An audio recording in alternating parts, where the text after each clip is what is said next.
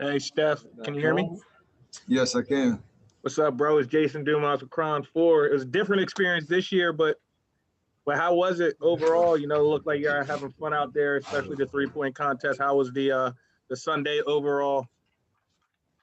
It was awesome. I think having everything on in one night was different, but it was nice to have all the guys who were here in Atlanta on the court supporting each other, trying to bring some energy and having fun. And three-point shootout was obviously a big accomplishment in terms of that last rack and having fun with that and getting the job done, and then turn that into a win and some good shooting during the game. So a successful night all the way around.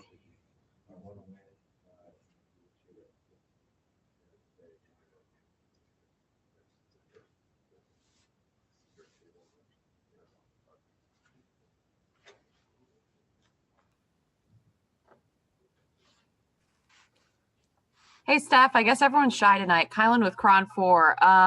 What was it like being a teammate and playing with LeBron for the first time after being his competitor for so long? It was a great experience. We had fun in the locker room, chopping it up. And, I know he was managing his minutes tonight, but it was good energy in the first quarter. And it's part of, being around this league long enough, and obviously the new format with the All-Star game and mixing and matching conferences. Even though he's in the West now, it's bound to happen. And we had a great time, obviously representing him as a captain, Katie on the other side, and we got the win. So it was a memorable night for sure. Yeah, Hey, Steph, congrats on winning the three-point contest. How does it feel to be teammates with Dame, especially since a lot of people are comparing you with him in terms of you having long range? And how did it feel being just on the floor with him, exchanging threes, especially at the end of the first half? I mean, we've been on the All-Star game together and been teammates before, but a lot of the talk about us extending our range and chatter over the summer and all that. It was you couldn't draw it up any more perfect, and especially in that first half. With him taking the first half court shot, it kind of surprised me that he was launching it and barely missed. Came back, redeemed himself, and then I got to finish it off before the half. So, obviously showing off our skill set, and I've been trying to do it for a long time, and it was good energy going back and forth, and just showing off what we can do. Steph, Chris Alvarez from ABC7. I saw the Warriors tweet the video of you shouting out Clay. Why was it important to do that, and how much are you looking forward to playing against Clay in an all-star three-point contest in the future? Anytime I've been in an all-star or a three-point shootout, since 2015, we had a couple battles back and forth, and anytime you're shooting in this environment, you can't help but think about how much fun Clay would have, out there. And I know he's, trying to get healthy, and he'll be here next year. But it was, bringing the trophy back. Caught out, obviously, the Splash Bros, and bringing it back. I think it's in its rightful place right now, so we'll keep it. Hey, Steph, it's Dan Wyke with the LA Times. You and LeBron have both accomplished so much in this league, but tonight was the first time you've ever been on the same team on an NBA court together like this.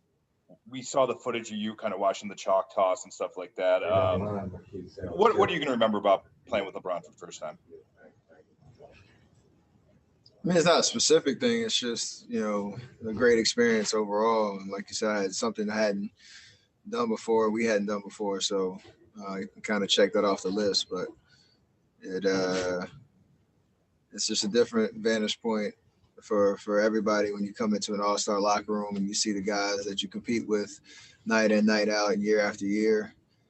And got to acknowledge the respect that you have for everybody in there, because we all do it differently, but we all do it at a very high level. And obviously Bron's been doing it for a very long time. So there's so much respect there, even as you compete throughout the years. Hey, Steph, Anthony Flores with energy was different surrounding this whole weekend and even the game today. Just obviously with the limited number of fans, just how would you describe the energy? Did it feel like an all-star game? Just how did the game feel to you out there? The game itself felt the same. The only thing is, you can't really see the crowd in normal years, like outside of the courtside rows. The energy is definitely louder and more engaged with more people. But the only thing I was really missing was like the first, the courtside kind of vibe, the who's who sitting down there and just the energy around the court. I remember watching it last year in Chicago, and that was half the fun of the new format. And the ending was, everybody who was courtside or in that lower part of the state stands, just all locked in and engaged in the game. There's some dope photos of that. That was the biggest piece I was missing. Our families were here, but they were a little bit more subdued. So other than that, the game was pretty much the same. Hey, Steph, Anthony Flores with NBC Bay Area. When this game was first announced, there were a few players who voiced some reservation about having it. Just wondering now you've gone through it, the experience, how do you think the league pulled this off? Yeah, there's obviously a big balancing act, and I know Adam Silver trying to articulate that throughout this process. And obviously as players, we have reactions to everything that happens because it's our world and we're living in it. So, it was still kind of a shock in terms of it not really being a talking point when the season started. But in terms of keeping things condensed so that, we come in, do our job, and, put on the show that we did tonight, and then get back to our respective, homes and enjoy a mini break before we start. Most teams on Thursday. That's kind of what it ended up being. I think mission accomplished. Obviously, hopefully everybody's safe and healthy. We know we had 2 guys in contact tracing, but hopefully they kind of pull through that and we get back to playing basketball in the second half. Hey, Steph, congrats on the 3-point contest. Steph, congrats on the 3-point contest, man. I know in light of the HBCUs tonight, in light of what's been going on in our society and our world, I know this is a little bit deeper, man, but what are some of the lessons that you learned from 2020 that you can carry on so that this can be an everyday thing? I know a lot of things been happening with the Asian American community recently, so that social justice can be more of a conversation to continue it even beyond just the trend. I know shout out to Philippians 4:13, faith is huge for both of us. And so what are some of the things you've learned that can carry on in our society? I don't know if I've learned anything. I think there's a lot of progress that has happened in terms of conversations, in terms of, action and change and, the galvanizing of awareness. And, a lot of guys in our league have been plugged into the community, been doing amazing work, supporting local communities. I was supporting HBCUs before 2020.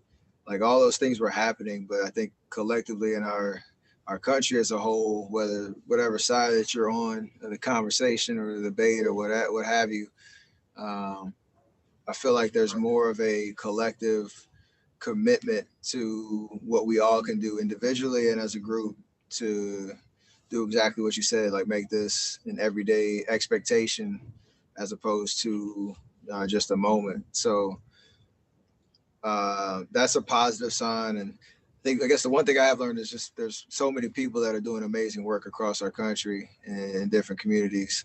Obviously being in here in Atlanta, shout out to Stacey Abrams, who I got to meet and do some work with and support some of her initiatives. But across the board, there's so many people doing amazing things. And we all have a responsibility to continue to plug in. And like you said, it's not just Black Lives Matter. It's ending racism across the board, no matter what your background is.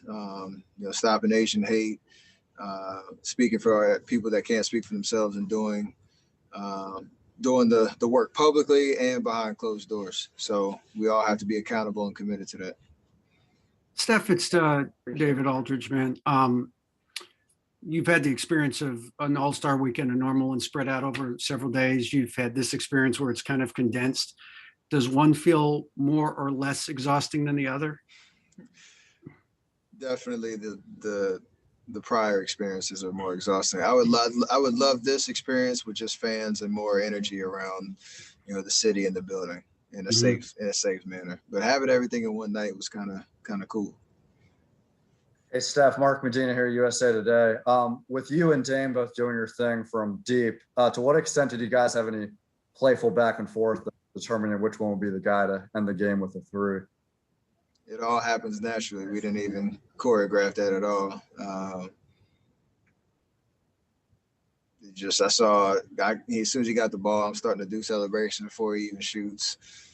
Same with me. Just kind of feeling the game out and taking shots that we think we can make. We know we can make, but we're just trying stuff. Hey, Steph, this is Davide from Italy. How happy are you to be back here on this stage on the All-Star game after all you went through? It means a lot. Like you said, there's a lot of work that went in over the last year, and I'm happy and blessed and grateful to God that I'm healthy this year and able to do what I love at the highest level and be recognized for it individually, and just trying to keep things moving in the right direction for the second half of the season. So this is a really cool milestone, and it's good to be back, with the best 24 in the league. Hey, Steph, you always hold that follow through at that last shot in the 3-point contest. When it left your hand, did you know it was good? Absolutely. And if I would have missed, I would have held my follow through even harder. It felt good. So I'm glad it went in. So it made me look even better. Hey, Steph, it's Rachel Nichols. You keep saying best 24. I know you like playing with all the guys out there, but is there anyone in particular to sort of be on the side of seeing it from within your team, whether it's Giannis or LeBron or any of the guys that sort of experiencing their game from the other direction felt cool to you tonight? I mean, honestly, it's everybody. Because everybody does it differently, and there's a respect across the board for the talent, the skill level, the experience. For everybody that got to suit up here. It was also really cool to see Mike Conley here. I've forever, called him, along with Drew Holiday, one of the most underrated point guards in the league since he's been in the league. He's been consistently great, but has never had the opportunity to be, an all-star until this year. And I don't care about the replacements and all that type of stuff. It's a more than well-deserved honor. So it's awesome to see him out here in year 14. Like, that's crazy. Yeah. Thanks, Steph. Hey, Steph, this is Dwayne Rankin, Arizona Republic. Talk with Chris. Talk with Chris about the exchanging the lob dunks. He said you two had talked about that before. Maybe can you just take us through that, how that came about? That was the only thing that was choreographed tonight.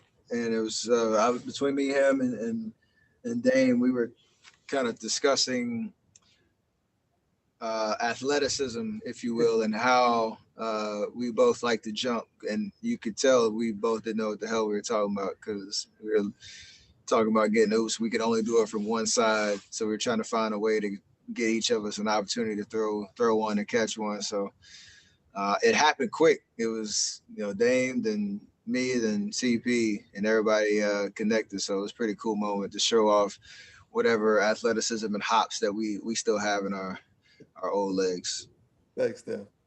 Steph, James Hill with Black News Channel, BNC Sports. What memories will you take away from this particular All-Star experience in Atlanta? And I know it's different, but just talk about this year's experience.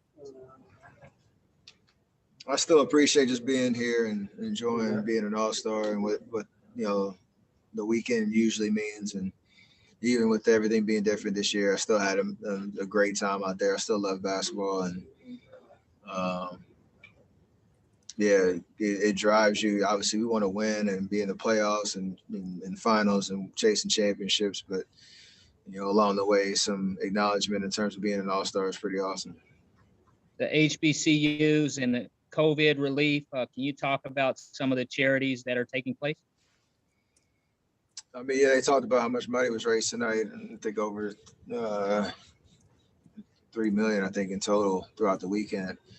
And to put historically black colleges and universities on the national radar and national map in terms of the culture, the excellence, and just the community, I think that goes a long way. I grew up in Charlotte and used to go to Johnson C. Smith and work out at their gym, and Coach Joyner, who's the head coach there, was a great family friend, and used to see him all around the city. And so to kind of see that full circle, obviously the stuff that I've been doing with Howard University and the like, there's a lot of good that's coming from those colleges and universities, and want to continue to support them and put them on the map. We'll have 2 more questions here. First with Chris Alvarez and then Dorothy Gentry. Hey, Steph, I just wonder how many 3-point contests you had as a kid growing up against your dad and brother, and how fun were they? If you had them, I'm sure you had a lot, right? Yeah, too many to count, but I don't know what the tally is. But you're only as good as your last game, so I'm the champ in the family right now. Luka. Hi, Steph. Hi. At this point in your career, what fuels you? What more do you have to accomplish? I have a lot to accomplish. I don't have anything to prove. There's a little subtle difference there, but what drives me is just having fun. I truly love to play basketball. I'm just, appreciative and grateful that it's at the highest level, and I get to kind of still pursue a higher level of excellence on the court. Because we all know, our careers have a finite window, and you never know when the basketball gods, if you will tell you to hang them up. So as long as I feel healthy and strong and able to keep doing what I'm doing, the joy naturally comes out. And that fuels everything, with my teammates, with, that season to season grind, chasing championships and all that. I just love it. Thank you. All right. Thank you very much, Steph. Have a good night. Thank you.